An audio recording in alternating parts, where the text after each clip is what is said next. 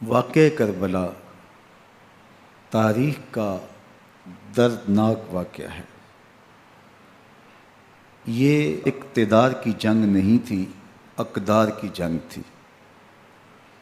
دو شخصیتوں کی لڑائی نہیں تھی، دو نظریات کا ٹکراؤ تھا۔ یہ حق اور باطل کا معرکہ تھا۔ یزید ظلم کا استعارہ ہے، حسین ابن علی امن کی علامت ہے۔ یزید جبر کا پتلا ہے، حسین صبر کا پیکر ہے۔ یزید اپنی بدطینت فطرت اور اپنی طبع ناہموار کے باعث دنیا پر ذلت و رسوائی، ظلم، جبر، جور و زیادتی کی علامت بن کے ابھرا، اور حسین ابن علی رضی اللہ تعالی عنہ حق و صداقت کا نشان بن کے ابھرا۔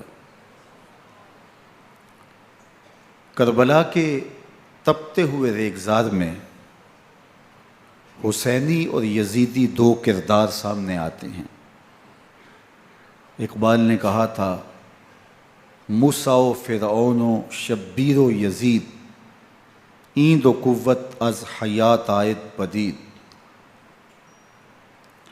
زندہ حق از قوت شبیری است، باطل آخر داغ حسرت میری است، سرخ رو عشق غیور از خون او، شوخی ای مصرع از مضمون او، تا قیامت قطع استبداد کر، موج خون او چمن ایجاد کر۔ یزید بہدل کی بیٹی محسون کا ناپاک بیٹا تھا، اور حسین محمد عربی کی بیٹی فاطمہ کا شہزادہ تھا۔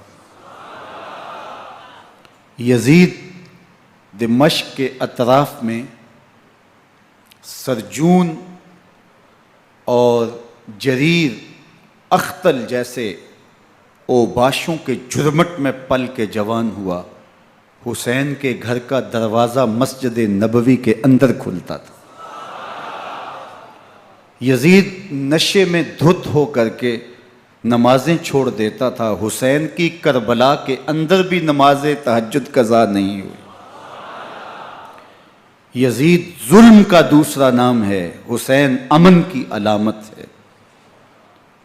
یزید نے زندگی میں ایک مرتبہ حج کیا اور شراب کے مٹکے ساتھ لے کے آیا، اور اختل اور دیگر گویوں اور مغنیوں کو اپنے ساتھ رکھا تاکہ سفر آسانی سے کٹے۔ حسین ابن علی نے 25 حج سواری ہونے کے باوجود پیدل کیے۔ یزید حج بیت اللہ کے بعد مدینہ المنورہ آیا اور شراب کی ایک مجلس بپا کی۔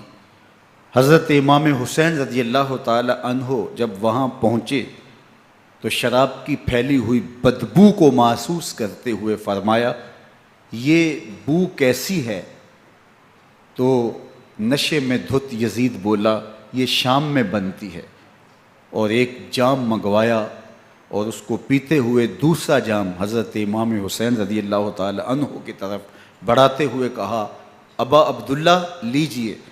تو حضرت امام حسین رضی اللہ تعالی عنہ نے فرمایا، میں اس کی طرف دیکھتا بھی نہیں ہوں، اور پھر وہ عشقی اشعار پڑھنے لگا۔ جب یزید کی شراب نوشی کا منظر امام حسین رضی اللہ تعالی عنہ اپنی آنکھوں سے دیکھ چکے تھے، تو مجھے بتاؤ یزید کے ہاتھ پہ امام حسین کا پاک ہاتھ کیسے آتا؟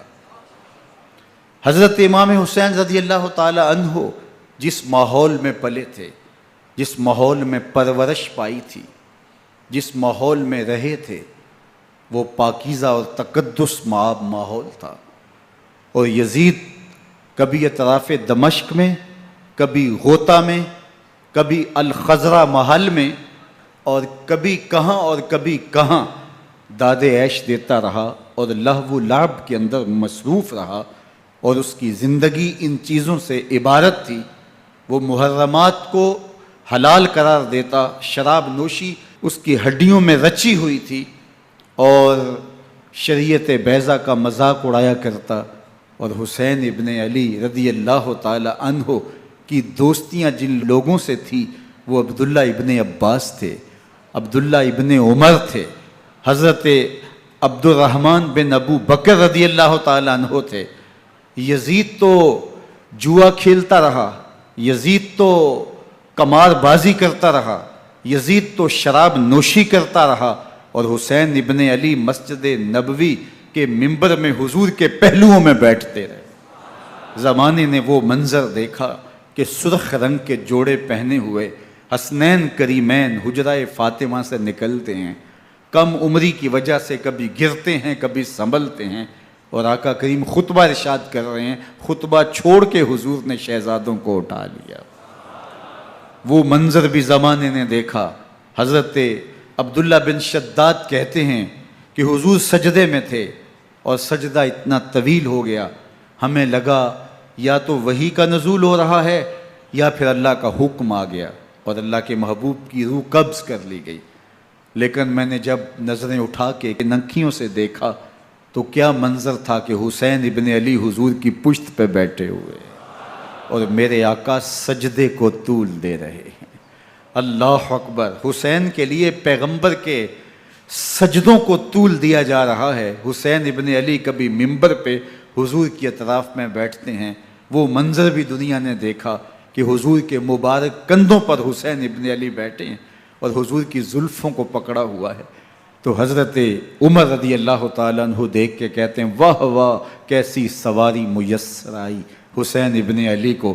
تو میرے آقا مسکرا کے کہتے ہیں عمر سواری دیکھتے ہو سوار بھی تو دیکھو۔ اللہ اکبر! حضرت اسامہ بن زید بن حارثہ رضی اللہ تعالیٰ عنہ فرماتے ہیں رات کا ایک پہر گزر گیا اور مجھے حضور سے کوئی کام تھا، میں آقا کریم کی خدمت میں حاضر ہوا، در دولت پہ دستک دی، حضور تشریف لائے تو چادر اوڑی تھی، بکل کی ہوئی تھی میرے حضور نے، تو میں نے اپنی حاجت کہی تو حضور نے میری حاجت پوری کر دی۔ لیکن ایک منظر میں نے دیکھا کہ حضور نے جو چادر کی بکل فرمائی تھی اس کے اطراف میں پہلوؤں میں ابھار تھے جس طرح اندر کوئی ہو۔ مجھ سے نہ رہا گیا، میں نے پوچھ لیا، میں نے کہا بندہ نواز چادر کے اندر کیا ہے؟ فَكَشَفَهُ، تو حضور نے چادر کو کھول دیا۔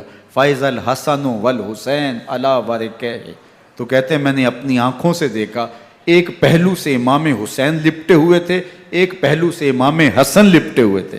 فرمایا یہ میرے بیٹے ہیں، یہ میری بیٹی کے بیٹے ہیں، اے اللہ میں ان سے پیار کرتا ہوں، تو بھی ان سے پیار کر، جو ان سے پیار کرے اس سے بھی پیار کر۔ ان کی محبت کا درس دیا، ان کے پیار کا سبق پڑھایا، کہا ان سے پیار کرنے والا میرے سے پیار کرنے والا ہے، ان سے بغض رکھنے والا میرے سے بغض رکھنے والا ہے۔ ان کی تکلیف حضور کو بے چین کر دیتی تھی۔ حضرت سیدہ فاطمہ الزہرا رضی اللہ تعالی عنہ کے گھر کے قریب سے گزرے تو حضرت امام حسین کے رونے کی آواز آ رہی تھی، تو آقا کریم علیہ السلام نے فرمایا کہ فاطمہ حسین کو چپ کرواؤ، الا تعلمی ان بقاءہ یوزینی، تو جانتی نہیں حسین کا رونا مجھے دکھ دیتا ہے۔ حسین ابن علی کو حضور رونے نہیں دیتے تھے، ان کو دکھی نہیں ہونے دیتے تھے، کیونکہ رسول اللہ صلی اللہ علیہ وسلم جانتے تھے کہ یہ کتنے دکھ سہے گا، کتنی تکلیفوں سے گزرے گا اور کتنے مصائب سہے گا۔ زمانے نے وہ گھڑیاں بھی دیکھیں کہ حضرت حذیفہ بن یمان رضی اللہ تعالیٰ عنہ فرماتے ہیں کہ میں حضور کی خدمت میں نماز مغرب کی ادائیگی کے لیے حاضر ہوا، اور میں نے یہ اجازت خاص طور پہ اپنی ماں سے اس شرط پہ لی تھی کہ امی آپ مجھے اجازت دیں، میں حضور کی خدمت میں حاضر ہوتا ہوں، مغرب کی نماز بھی ادا کروں گا اور پھر حضور سے عرض کروں گا حضور میرے لیے اور میری ماں کے لیے بخشش کی دعا کر دیجئے۔ ماں نے اس شرط پہ اجازت دے دی اور میں حضور کی خدمت میں آ گیا، نماز مغرب ادا کی، سلام پھرا تو میرے دل میں آرزو تھی میں حضور سے عرض کروں حضور میرے لیے اور میری ماں کے لیے مغفرت کی بخشش کی دعا کر دیں، لیکن حضور عبادات میں ذکر میں نوافل میں ایسے مشغول ہوئے کہ میں آرزو رکھنے کے باوجود بھی عرض نہ کر سکا۔ خیر نماز عشاء کا وقت ہوا، اذان پکاری گئی، حضور مصلی پہ آئے، نماز پڑھی، سلام پھرا، تو میرے دل میں پھر خیال آیا کہ ماں سے ایک نماز کی چھٹی لی تھی، نمازیں بھی 2 ہو گئیں، ماں نے جاتے پوچھنا ہے حضور سے میرے لیے اور اپنے لیے مغفرت کی، بخشش کی دعا کروائی تھی، تو کیا جواب دوں گا؟ اور حضور اٹھے اور کاشانہ اقدس کی طرف چل دیے۔ اب میرے دل میں یہ خیال رہ کے آ رہا تھا کہ ماں کو کیا جواب دوں گا، میں تو حضور سے بخشش و مغفرت کی دعا کروا ہی نہیں سکا۔ جب حضور چل پڑے تو غیر ارادی طور پہ میں بھی حضور کے پیچھے چل پڑا۔ چلنے میں تھوڑی سی رفتار تیز ہو گئی جس سے قدموں کی آہٹ پیدا ہوئی، تو جب آواز پیدا ہوئی تو حضور نے رخ پھیرے بغیر فرمایا من ھذا، میرے پیچھے پیچھے کون آ رہا ہے؟ پھر خود ہی کہا حذیفہ تو نہیں؟ تو میرا دل دھڑک رہا تھا، قلت نعم، میں نے کہا جی حضور میں حذیفہ ہوں۔ فرمایا ما حاجتک غفر اللہ لک ولامک، کیا کام ہے؟ اللہ تجھے بھی بخش دے، تیری ماں کو بھی بخش دے۔ اب جو کام تھا وہ جنبش لب سے پہلے ہی ہو گیا، یہاں تو لفظوں کا سہارا بھی نہیں لینا پڑتا، وہ بند لبوں کی بولیاں بھی سنتے ہیں۔ اقبال بولا ہے فروغت صبح آثار و دہور، چشم تو بی نندائے ما فی الصدور، تیری نظر تو سینوں کے چھپے راز بھی دیکھتی ہے۔ تو کہا ما حاجتوں کا غفر اللہ لک ولامک، اللہ تجھے بخش دے، تیری ماں کی بھی مغفرت کر دے، کیا کام ہے؟ اب جو کام تھا وہ تو ہو گیا۔ تو میرے حضور نے ارشاد فرمایا حذیفہ سنو، ابھی ایک فرشتہ آیا ہے جو اس سے قبل دھرتی پر پہلے کبھی نہیں آیا، آج پہلی مرتبہ اللہ سے اجازت لے کے 2 کام کرنے آیا ہے، ایک تو مجھے سلام کرنے آیا ہے اور دوسرا خوشخبری دینے آیا ہے کہ آپ کی بیٹی فاطمہ جنتی عورتوں کی سردار ہے اور حسن اور حسین جنتی جوانوں کے سردار۔ ایک طرف یزید ناپاک میسون کا پلیت بیٹا، اور ایک طرف محمد عربی کا نواسا، فاطمہ کے دودھ کا اثر، علی المرتضیٰ کے خون کی تاثیر، رسول اللہ صلی اللہ علیہ وسلم کے کندھوں پہ بیٹھنے والا۔ ایک دن حضور نے امام حسین رضی اللہ تعالیٰ عنہ کے ہاتھ پکڑ لیے اور ان کے پاؤں اپنے پاؤں پہ رکھے اور پھر فرمایا بیٹے آگے بڑھو، اور ان کے پاؤں حضور کی پنڈلیوں پہ آئے، پھر کہا بیٹے اور آگے بڑھو، حتیٰ کہ ان کے پاؤں حضور کی رانوں پہ آئے، پھر فرمایا بیٹا اور آگے بڑھو، تو ان کے پاؤں حضور کے مبارک بطن اقدس پہ آئے، پھر بازوؤں کو کھینچ کے اپنے قریب کیا اور حسین ابن علی کے منہ میں اپنی زبان رکھ دی، اور وہ اس طرح چوس رہے تھے جس طرح کھجور چوسی جاتی ہے۔ تو اللہ کے محبوب علیہ السلام نے حسین ابن علی کو اپنی زبان کا لعاب دہن دے کر کے، وہ شیر رحمت دے کر کے، وہ کوثر و تسلیم سے پاکیزہ تر آب رحمت عطا کر کے ان کی ہمیشہ کے لیے پیاس بجھا دی، تاکہ کل کربلا کے تپتے ہوئے ریگزار میں حسین ابن علی کو پیاس کی شدت تنگ نہ کرے اور پائے استقلال میں لغزش نہ آنے پائے۔ ان نازوں سے پالے ہوئے حسین کو، ان محبتوں سے پالے ہوئے حسین ابن علی کو امتحان بھی اتنے بڑے درپیش تھے۔ یاری تیری سونا پر ازمیشاں تیریاں اگ، سونا پرکھیا جامدہ ہے نال اگاں دے لگ۔ جتنا بڑا شخص ہوتا ہے اتنی آزمائشیں بھی بڑی ہوتی ہیں۔ پیغمبر رحمت کی آغوش میں کھیلنے والا، حجرہ فاطمہ کا جانشین، مصلی رسول کا وارث، منبر رسول صلی اللہ علیہ وآلہ وسلم پر حضور کے مبارک پہلو اور گود میں بیٹھنے والا حسین، حضور کی زبان چوسنے والا حسین، حضور کے کندھوں پہ سواری کرنے والا حسین، آقا کریم علیہ الصلوۃ والسلام کے مبارک سجدے کی حالت کے اندر حضور کی پشت پہ کھیلنے والا حسین، جس حسین کا دروازہ مسجد نبوی کے اندر کھلتا تھا اور یزید کی کرتوتوں کے چشم دید گواہ تھے۔ یزید جب تخت نشین ہوتا ہے تو اسے یہ فکر ہوتی ہے کہ امام حسین، عبداللہ بن زبیر، عبداللہ بن عمر، عبداللہ ابن عباس یہ میری بیعت کریں۔ اور وہ ولید بن عقبہ کو لکھتا ہے کہ ہر صورت میں ان کی بیعت لو، اور اگر بیعت نہ دیں تو سختی کرو۔ حضرت امام حسین رضی اللہ تعالی عنہ کو بلاوا آتا ہے کہ آپ کو دارالامارت میں گورنر ہاؤس میں بلایا جا رہا ہے، ولید بن عقبہ کا پیغام آپ کو پہنچتا ہے۔ آپ اس وقت فرماتے ہیں کہ اس وقت جو پیغام پہنچا ہے وہ کسی خطرے سے خالی نہیں ہے، تو کچھ سواروں کو ساتھ لیا، کہا تم دارالامارت کے باہر کھڑے رہنا، اگر میری آواز بلند ہوئی تو اندر آ جانا، ورنہ تم انتظار کرنا۔ آپ اندر گئے۔ ولید بن عقبہ نے مروان کو بھی بلایا تھا۔ مروان بن حکم یہ گورنر مدینہ ولید سے پہلے رہ چکا ہے، تو اس نے مشورہ دیا کہ سختی کی جائے۔ خیر ولید بن عقبہ نے کہا کہ یہ خط ہے، حضرت امیر معاویہ کا انتقال ہو گیا اور یزید تخت نشین ہوا ہے، لہٰذا وہ آپ سے بیعت کا مطالبہ کرتا ہے۔ تو حضرت امام حسین رضی اللہ تعالیٰ عنہ نے فرمایا کہ میرے جیسا شخص یوں چھپ کے بیعت نہیں کر سکتا، اور آپ واپس پلٹے۔ مروان بن حکم نے ولید بن عقبہ کو کہا کہ یہ موقع ہے، جانے نہ دیا جائے، اگر یہ نکل گئے تو دوبارہ تم قابو نہیں پا سکو گے، اور انہیں یہیں قتل کر دیا جائے۔ حضرت امام حسین رضی اللہ تعالیٰ عنہ نے یہ بات سن لی۔ کہتے ہیں حضرت امام حسین انہی قدموں کے بل واپس پلٹے اور مروان بن حکم سے مخاطب ہو کے کہا، مروان کیا بول رہا ہے؟ وہ خاموش ہو گیا۔ فرمایا تو جانتا نہیں ہم کون ہیں؟ آنا حسین ابن علی ابن ابی طالب، میں حسین ہوں، میں علی کا بیٹا ہوں، ہمارے گھر میں قرآن اترتا رہا ہے، وحی کا نزول ہوتا رہا ہے، اور یزید فاسق ہے، فاجر ہے، مسلمانوں کا قاتل ہے اور شرابی ہے، میں ڈنکے کی چوٹ پہ یزید کی بیعت سے انکار کرتا ہوں۔ بس حیدری کچھار سے محمدی شیر نکل آیا ہے۔ اب اوسان خطا ہو گئے، راستہ چھوڑ دیا، واپس آئے، سیدہ زینب سے ملے، کہا مدینے کو چھوڑنا پڑے گا۔ کہا بھیا کیا ہوا؟ کہا یزید بیعت لینے پہ مصر ہے اور میں کسی صورت بھی بیعت نہیں کروں گا۔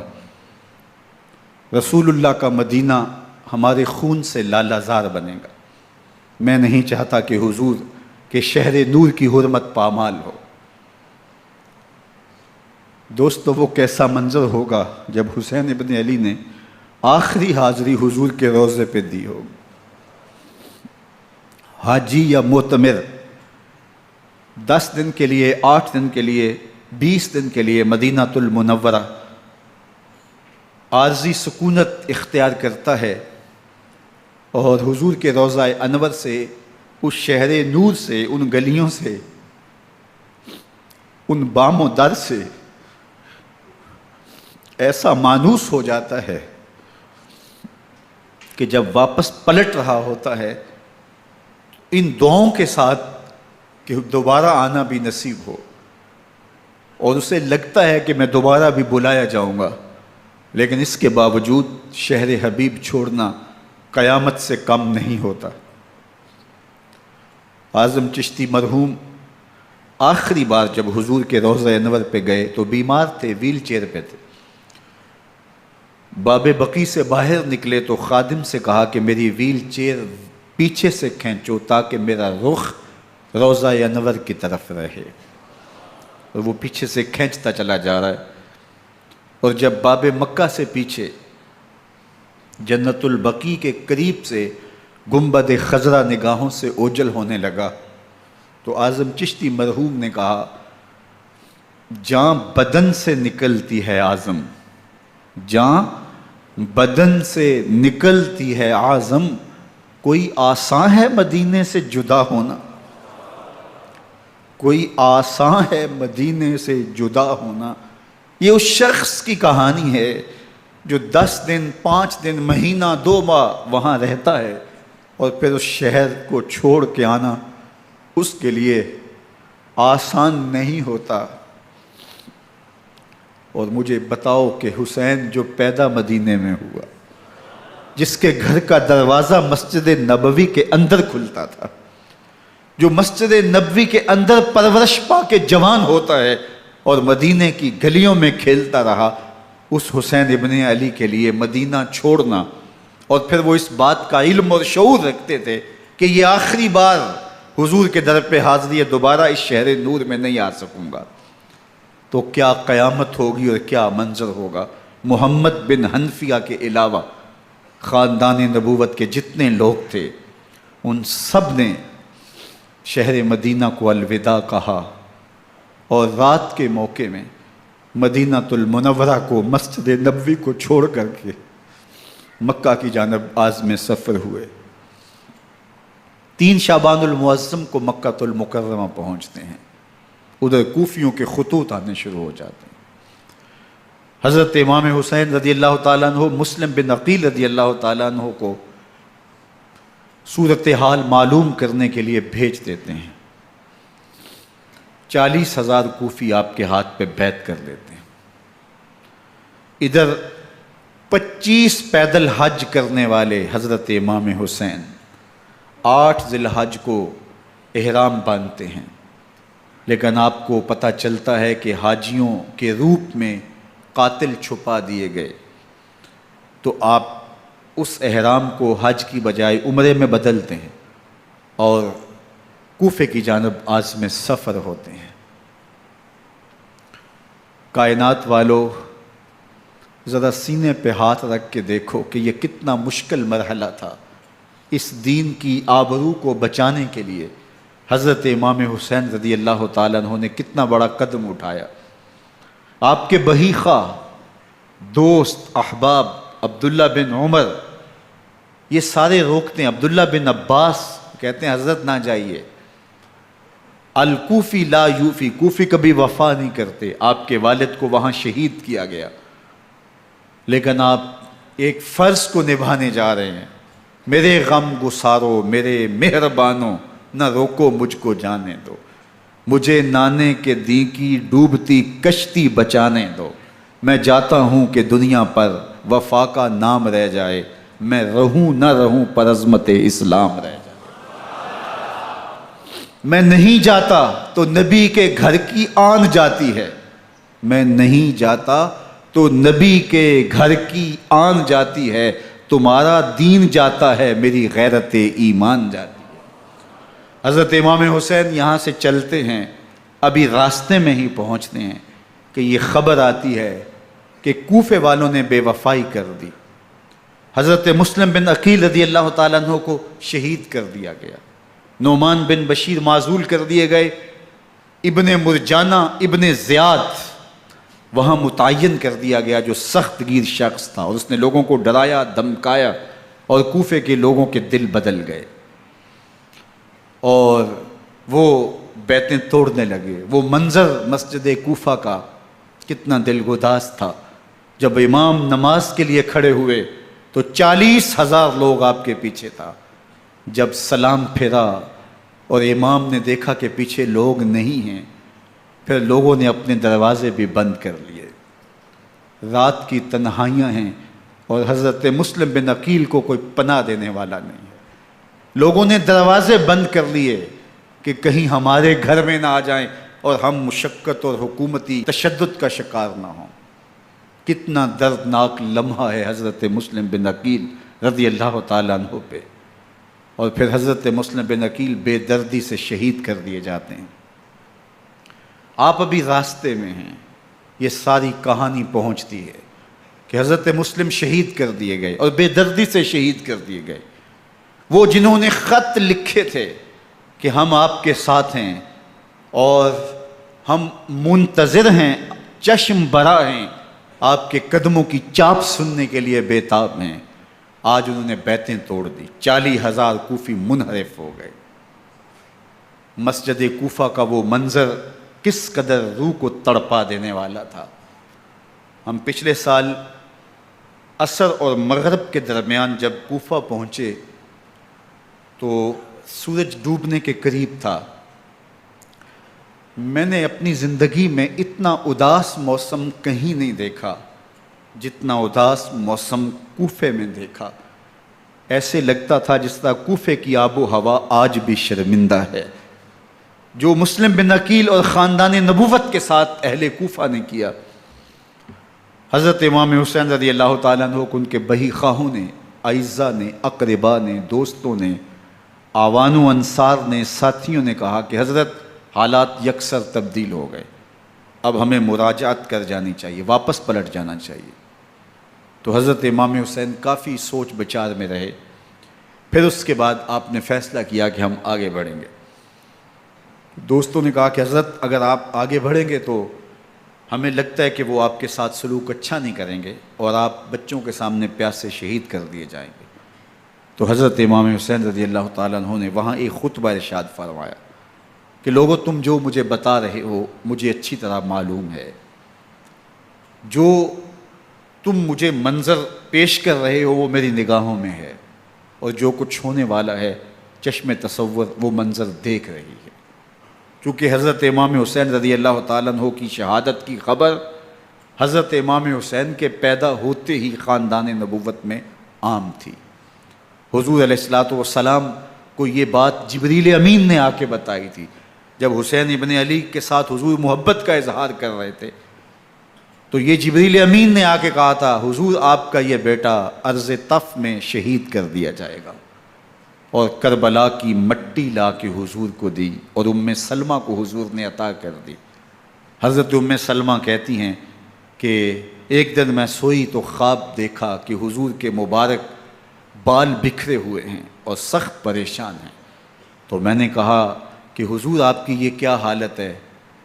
وَبِيَدِهِ قَارُورَةٌ، اور حضور کے ہاتھ میں ایک شیشی ہے، فِيهَا دَمٌ، جس کے اندر خون ہے۔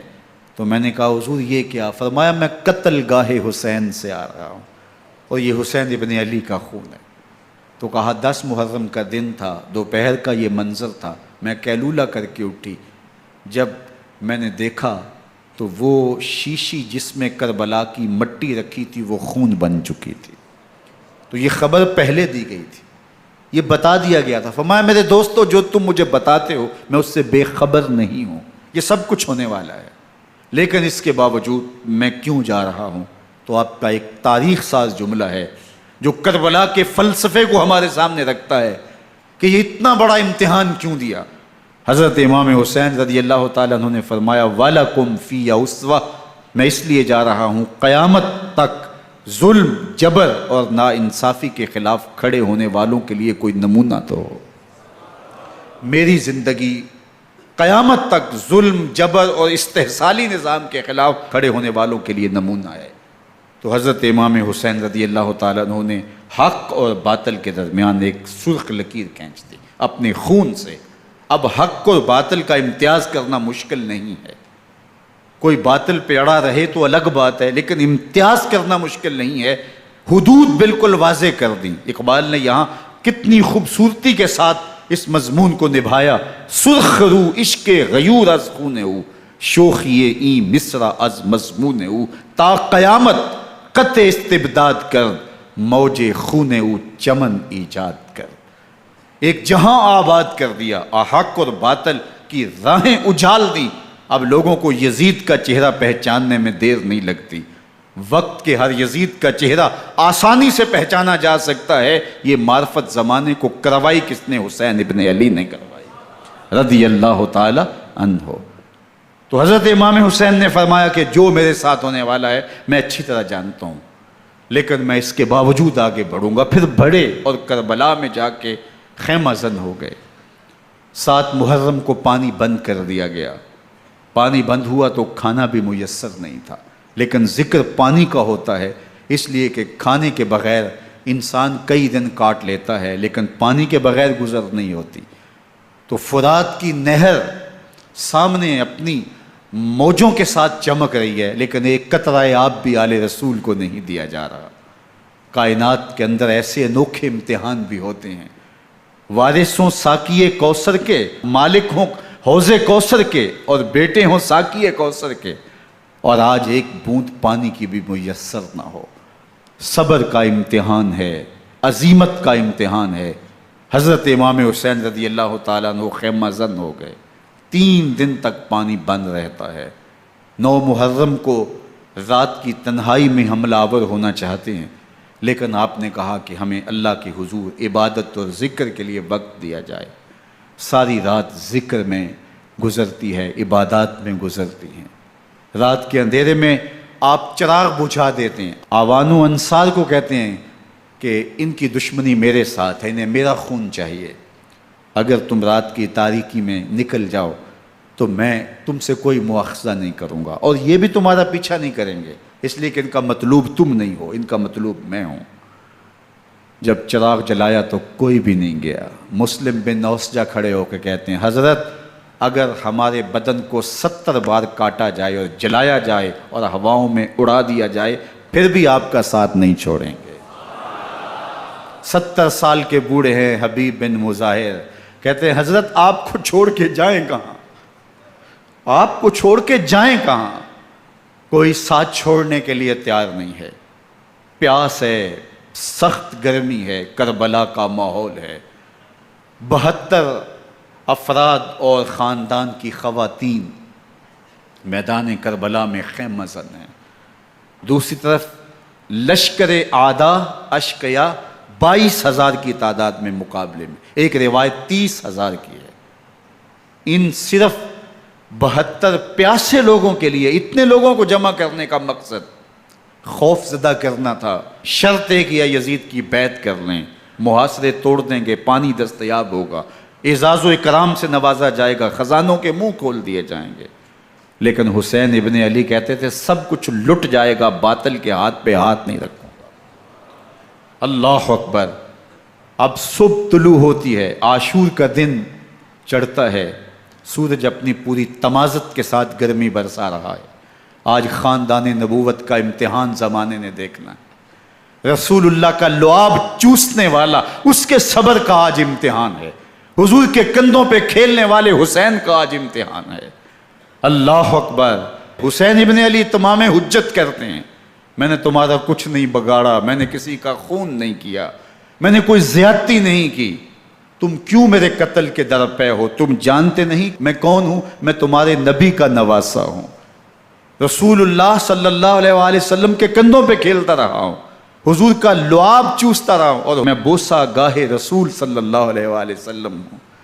لیکن ان اشقیاء کے دل پر کوئی چیز اثر انداز نہیں ہوتی۔ ایک ہور ہے، اللہ اس کے دل میں نرمی ڈالتا ہے۔ پہلے تو امام حسین کو گھیر کے لے کر کے آتا ہے، لیکن بعد میں وہ قافلہ یزید سے قافلہ حسین کی طرف آ جاتا ہے۔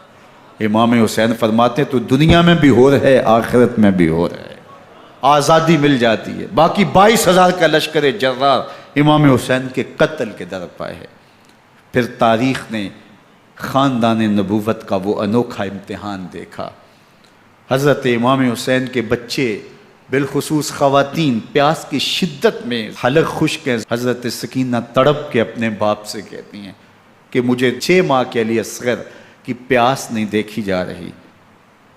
بچے کو ہاتھوں پہ اٹھاتے ہیں اور نہر فرات کے کنارے پہنچ کے فرماتے ہیں اشقیاء سے مخاطب ہو کے تمہارا معاملہ میرے ساتھ ہے، اس 6 ماہ کے بچے نے تمہارا کچھ نہیں بگاڑا، اور چلو بھر کے اس کا حلق سیراب کرنا چاہتے ہیں۔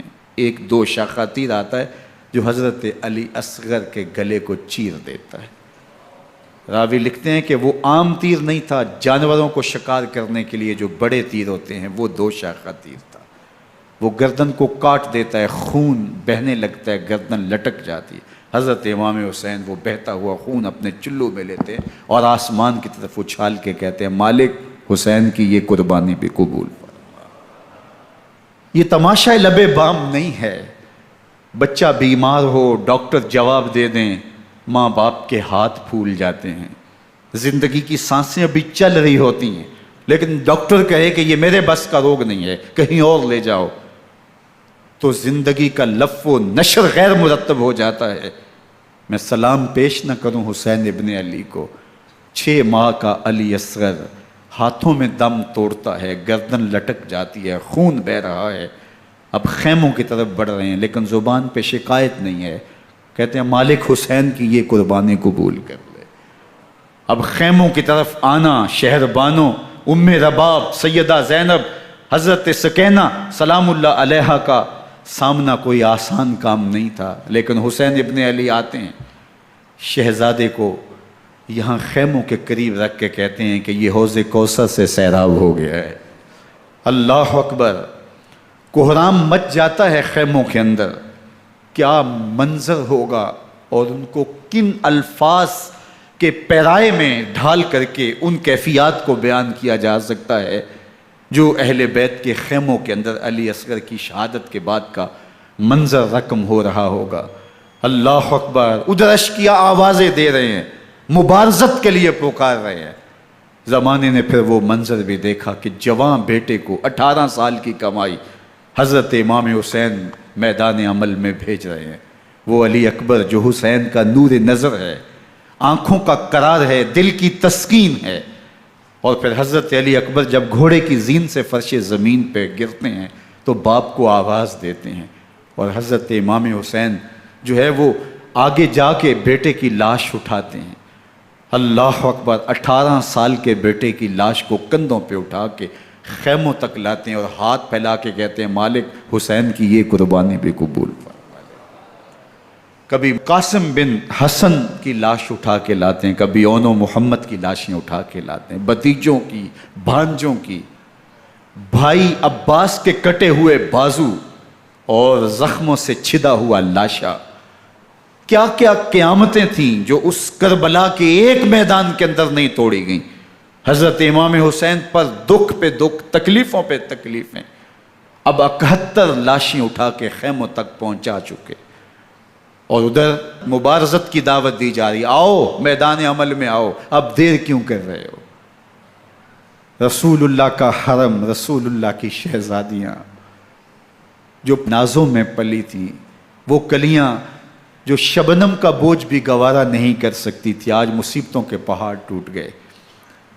حضرت امام حسین کبھی شہربانوں کو، کبھی ام رباب کو دلاسا دیتے ہیں، کبھی حضرت زینب کو کہتے ہیں۔ حضرت زینب کربلا کے اس میدان کے اندر بڑے حوصلے کے ساتھ اپنے بھائی کے ساتھ کھڑی رہی، اپنے 2 بیٹے راہ خدا میں پیش کیے، ان کی لاشیں وصول کیں، لیکن زینب جس جرأت کے ساتھ، جس پامردی کے ساتھ اس سارے منظر کو حوصلے کے ساتھ سہتی رہی، وہ یقیناً حوصلہ سیدہ زینب سلام اللہ علیہا کا ہی ہے۔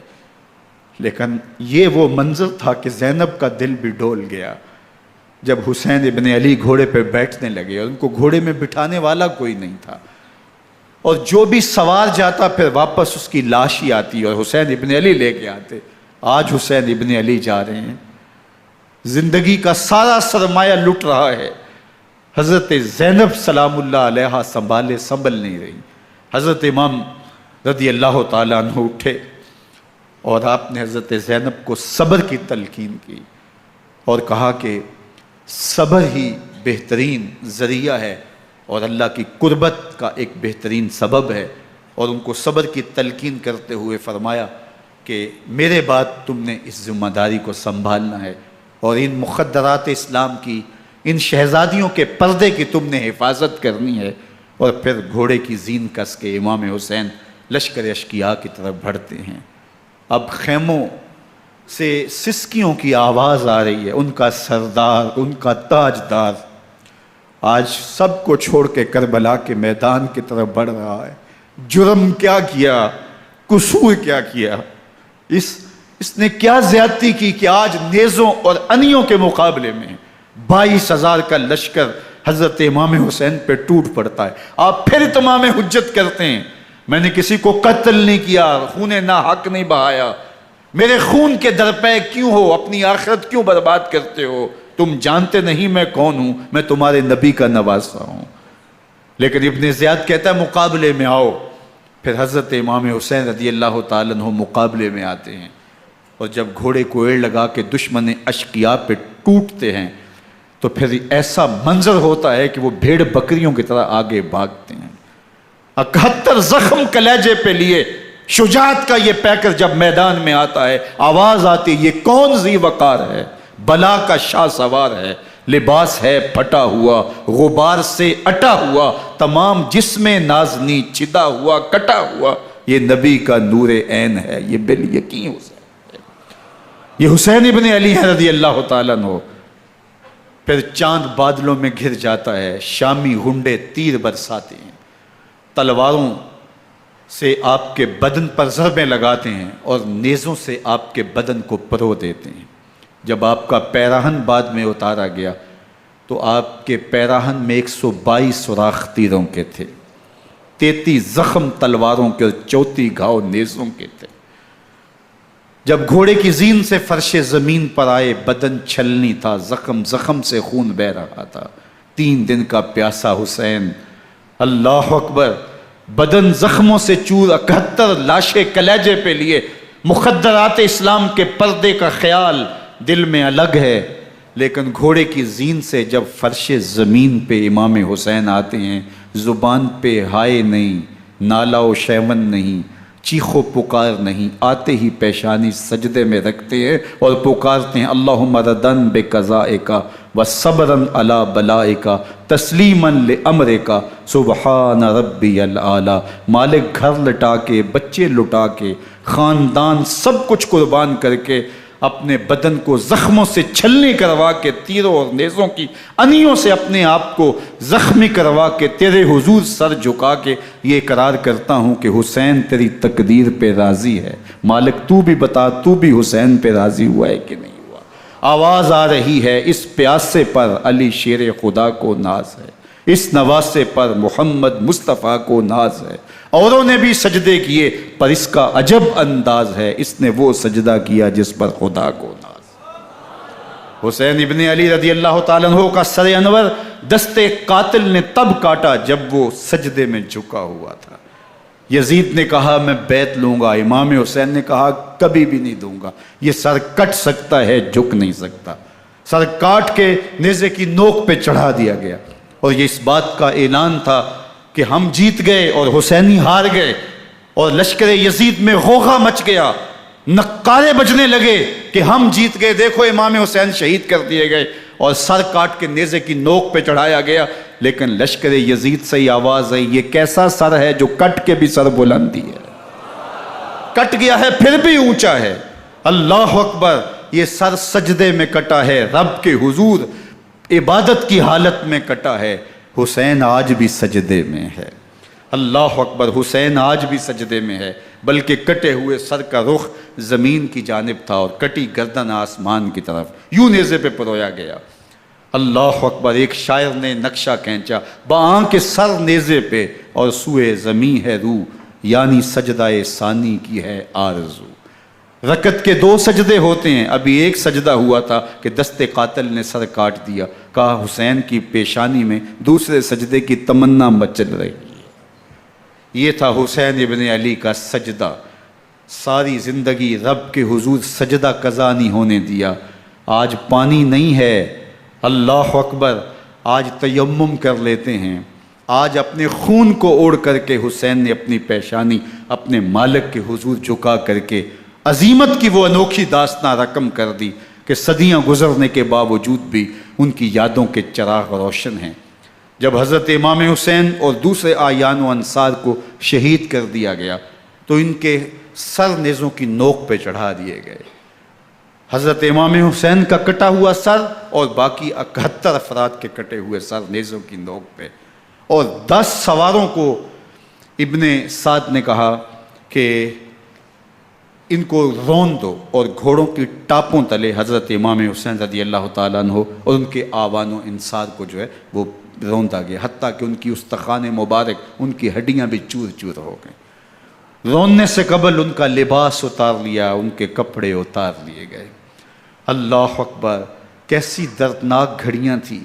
یزید کا صرف یہی بد کرداری کا مرحلہ نہیں تھا، اس کربلا کے صحرا کے اندر یزید نے جس طرح امام حسین رضی اللہ تعالیٰ عنہ کو شہید کیا اور حضرت امام حسین کے خاندان کو شہید کیا، جب مدینہ المنورہ پر یزید نے مسلم بن عقبہ کو مقرر کیا، جس کو بزرگوں نے مصرب بن عقبہ کہا ہے، تو اس کو کہا 3 دن تک مدینے کا حرم تمہارے لیے حلال ہوگا، جو چاہو تم کرنا، اور شامی فوجوں کو اجازت ہوگی۔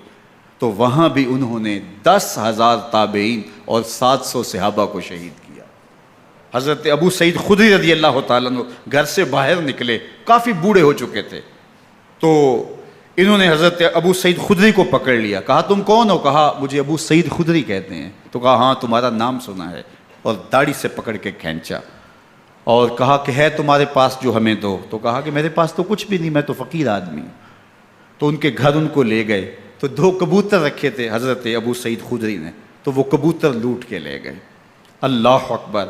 حضرت ابن سنان رضی اللہ تعالیٰ عنہ کو، جو حضور کے علم بردار تھے فتح مکہ کے دن، ان کو ستو پہلے پلائے اور پھر ان کی گردن کاٹی گئی، اور کہا یہ ہے وہ ستو جو تم زندگی میں آخری بار پیو گے۔ ایک گھر میں داخل ہوئی شامی فوج، تو ایک خاتون کے ابھی بچہ پیدا ہوا تھا، اور قابلہ نے، دائیا نے، وہ بچہ ماں کی چھاتی پہ لٹایا، اور وہ ماں کا پہلا دودھ پی رہا تھا۔ تو یہ جا کے کہنے لگے نکالو تمہارے پاس جو کچھ ہے۔ تو اس خاتون نے کہا تم جانتے ہو یہ بچہ کون ہے؟ تو انہوں نے کہا ہم نہیں جانتے۔ کہا یہ حضرت ابن ابی کبشہ انماری رضی اللہ تعالیٰ عنہ کا بچہ ہے، اور یہ وہ صحابی ہیں کہ جو بیت الشجرہ کے موقع پہ حضور کے ہاتھ پہ بیعت کرتے ہیں۔ انہوں نے اس چیز کا لحاظ نہ کیا کہ جو کچھ ہے وہ ہمیں دو، ورنہ تیرے بچے کو نہیں چھوڑیں گے۔ تو ماں بچے سے مخاطب ہو کے کہتی ہے، ابھی بچہ پیدا ہوا ہے اور ماں سے پہلا دودھ پی رہا ہے، کہ بیٹے اگر میرے پاس کچھ ہوتا، وہ قیمتی سے قیمتی چیز بھی ہوتی، تیری جان کے لیے قربان کرتی، لیکن اس وقت میرے پاس کچھ ہے نہیں۔ تو ایک شکی آگے بڑھا اور بچے کو ایک ٹانگ سے پکڑ کے کھینچ کے دیوار کے ساتھ پٹک کے مارا، جس سے دماغ کا بھیجا نکل گیا۔ کیا کیا زیادتیاں نہیں کی۔ 700 صحابہ حرہ کے واقعہ میں شہید کیے یزید نے، اور 10,000 تابعین شہید کیے۔ مسجد نبوی میں منبر رسول کے ساتھ گھوڑے باندھے، اور وہ منبر رسول اور مصلی رسول کے قریب لید کرتے رہے۔ حضرت سعید عبد المسیب فرماتے ہیں میں نابینا تھا اور حضور کے روضہ انور کے پاس بیٹھا تھا، اور یزید کے سپاہی آتے، جو بھی مسجد میں نظر آتا پکڑ کے لے جاتے، مجھے نابینا سمجھ کے چھوڑ دیتے، لیکن میں پریشان تھا کہ ظہر کا وقت ہوگا، عصر کا وقت ہوگا، مغرب عشاء کا وقت ہوگا، نہ اذان، نہ اقامت، نہ جماعت، تو کیسے مجھے پتہ چلے گا کہ نماز کا وقت ہو گیا، اور کیسی میری نمازوں کا کیا بنے گا؟ میں اس فکر میں بیٹھا تھا۔ لم ازل اسمع الاذان والاقامت من قبل رسول اللہ صلی اللہ علیہ وآلہ وسلم۔ فرماتے ہیں جب بھی پھر نماز کا وقت آیا، گنبد خضرا سے اذان کی بھی آواز آئی، اقامت کی بھی آواز آئی۔ 3 دن تک مسجد نبوی کے اندر گھوڑے بندے رہے، اور مدینہ کی حرمت پامال کی۔ مدینہ کے گھروں کے اندر یہ بدکماش داخل ہوئے، اور جو بدکاریاں انہوں نے کی کلیجہ منہ کو آتا ہے۔ 1002 شیزائیں ان بدکاروں کی بدکاریوں کی وجہ سے کنواری حالت کے اندر حاملہ ہوئی۔ 3 دن تک مدینے کا حرم انہوں نے پامال کیا، اور پھر مکہ المکرمہ میں کعبہ اللہ پر گولے برسائے، اور کعبہ کا غلاف جل گیا۔ وہ تو یزید مر گیا، اور حضرت عبداللہ ابن زبیر رضی اللہ تعالیٰ عنہ نے اپنی خلافت کا اعلان کیا۔ یزید کے یہ کرتوت تھے، ادھر اہل مدینہ کو ستایا، ادھر اہل مکہ کو ستایا، اور رسول اللہ صلی اللہ علیہ وسلم کے خانوادے کی بے حرمتی اور توہین کی۔ نہ صرف انہیں قتل کیا گیا، ان کی لاشوں پہ گھوڑے دوڑائے۔ ابن سعد اور شمر جو ہے وہ خیموں میں داخل ہوا، اور مخدرات اسلام کی چادریں چھیننے کی کوشش کی۔ حضرت زینب سلام اللہ علیہ نے مخاطب ہو کے کہا ہمارے چہرے کے رکھوالے چلے گئے ہیں، ظالم تو خیال نہیں کرتا ہم رسول اللہ کی بیٹیاں ہیں۔ حضرت شہربانو، حضرت زین العابدین اور حضرت زینب سلام اللہ علیہم، ان تینوں کو ایک اونٹ پہ باندھا گیا، اور باقی اونٹوں پہ باقی سادات کو، حضور کی شہزادیوں کو باندھا گیا، رسیوں میں جکڑا گیا، اور اونٹوں پہ باندھ کر کے کوفے کی جانب آگے آگے شہیدوں کے سر چل رہے ہیں، اور پیچھے یہ قافلہ چل رہا ہے۔ اور جب یہ قافلہ وہاں سے گزرا جہاں لاشیں پڑی تھی، امام زین العابدین 14 سال کے تھے اور بیمار تھے، اور ان کا حوصلہ نہ ہوا، وہاں غشی ان کے اوپر آنے لگی، اور وہ منظر ابن کثیر نے، باقی لوگوں سب نے لکھا ہے کہ پھر جب ان کی یہ حالت ہوئی تو پھر سیدہ زینب سلام اللہ علیہ، جنہوں نے ابھی تک بڑے حوصلے کے ساتھ ساری مشکلات کا مقابلہ کیا تھا، اب ان کے بندھن ٹوٹ گئے اور آنکھوں سے آنسو بہنے لگے، اور سیدہ زینب تھے امام حسین رضی اللہ تعالیٰ عنہ کی لاش پہ کھڑے ہو کے، اور وہ روندی ہوئی لاش، ٹوٹی ہوئی ہڈیاں، اور وہ پریشان بدن، کٹا ہوا سر نیزے کی نوک پہ، اور لاش یہ پڑی ہے. تو حضرت سیدہ زینب نے مدینے کی طرف منہ کر کے جو ہے وہ حضور سے فریاد کی، یا محمد آہو، یا محمد آہو، ھذا حسین بالآراء مزمل بالدماء، یا محمد آہو بناتوں کا سبایا. یا رسول اللہ، اے پیارے آقا، یا جد آہو، اے ہمارے نانا محترم، یہ دیکھیے آپ کا حسین پڑا ہوا ہے. بدن سے کپڑے اتار لیے گئے، خاک ہوائیں اڑا رہی ہیں، اور اس کے اوپر چادر جو ہے وہ مٹی کی پڑ گئی ہے. حضور آپ کی اولاد کاٹ دی گئی، اور پھر کہا بناتوں کا سبایا. حضور دیکھیے آپ کی بیٹیوں کے ہاتھ باندھ دیے گئے ہیں، اونٹوں پہ کس دیا گیا ہے، سر شہیدہ آگے آگے چل رہے ہیں، اور حضرت سیدنا امام حسین کا آگے آگے سر ہے. راستے کے اندر ایک جگہ آئی، رات گزری اور ان کو اتارا گیا. رات کا موقع تھا، ایک خاتون آئی اور اس نے کوئی کھانا پیش کیا ان کو، اور کہا کہ میں کسی زمانے میں حضرت سیدہ فاطمہ تو زہرا کی نوکری کیا کرتی تھی، ان کی لونڈی تھی، ان کی کنیز تھی، اور آج مجھے پتہ چلا کہ آپ لوگ گزر رہے ہیں، تو میں نے کہا کہ میں اپنی مخدومہ کے خاندان کی خدمت کروں. اور پھر اس نے کہا کہ اس وقت سیدہ کی گود میں ایک 6-7 ماہ کی بچی تھی جس کو زینب کہا کرتے تھے. تو سیدہ زینب نے کہا کہ اماں اگر پہچانتی ہو تو وہ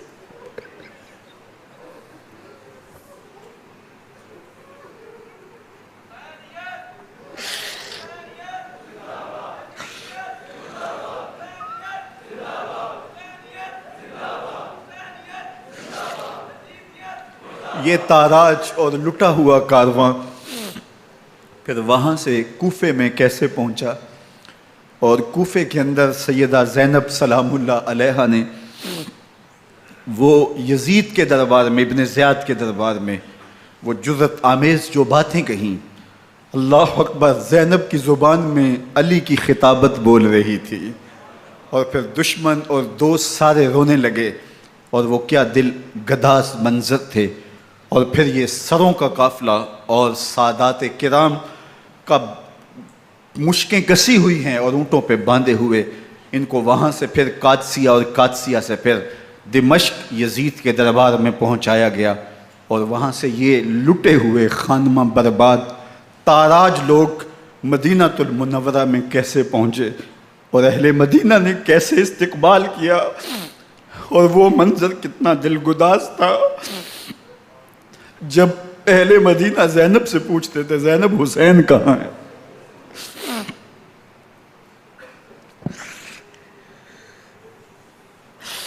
بے مروت بے وفا تیرا بھی کیا افسانہ ہے، جس نے اپنی ہی شمع کو گل کیا تو وہ پروانہ ہے. اپنے پیغمبر کے شہزادوں کو اور اپنے پیغمبر کی شہزادیوں کو جو دکھ اس امت نے دیے، یہ کائنات کی ایک انوکھی داستان ہے. اللہ ہمیں اسوہ شبیری پہ عمل کی توفیق عطا کرے اور ان کے نقوش پاک کی برکتیں دے. اہل بیت کی محبت ہماری روحوں میں جذب کر دے، اور جس عظیمت کے ساتھ، جس حوصلے کے ساتھ انہوں نے دکھوں کو جھیلا، جو دہکتی آگ کے شعلوں پہ سویا وہ حسین، جو جواں بیٹے کی میت پر نہ رویا وہ حسین، جس نے سب کچھ کھو کے کچھ نہ کھویا وہ حسین، مرتبہ اسلام کا جس نے دوبالا کر دیا، خون نے جس کے دو عالم میں اجالا کر دیا، جو کہ سوزے غم کو سانچے میں خوشی کے ڈھال کے، مسکرایا موت کی آنکھوں میں آنکھیں ڈال کے. اے حسین ابن علی تم پر سلام، نازش آل نبی تم پر سلام. ذرا میرے ساتھ یہ پڑھ لیجئے، اے حسین ابن علی تم پر سلام، نازش آل نبی تم پر سلام، تم پہ لاکھوں رحمتیں لاکھوں سلام. اے شہیدان محبت کے امام، لالا گوں لالا بدن لالا کفن، اے چمن اندر چمن، زندگی ہی زندگی تیری حیات اے حیات اندر حیات اندر حیات، افتخار ملت بیضا ہے تو، رب کعبہ کی قسم یکتا ہے تو، فخر کا دل میں دریچہ باز کرنا چاہیے، جن کا تو آقا ہے ان کو ناز کرنا چاہیے۔ وآخر دعوانا ان الحمد للہ۔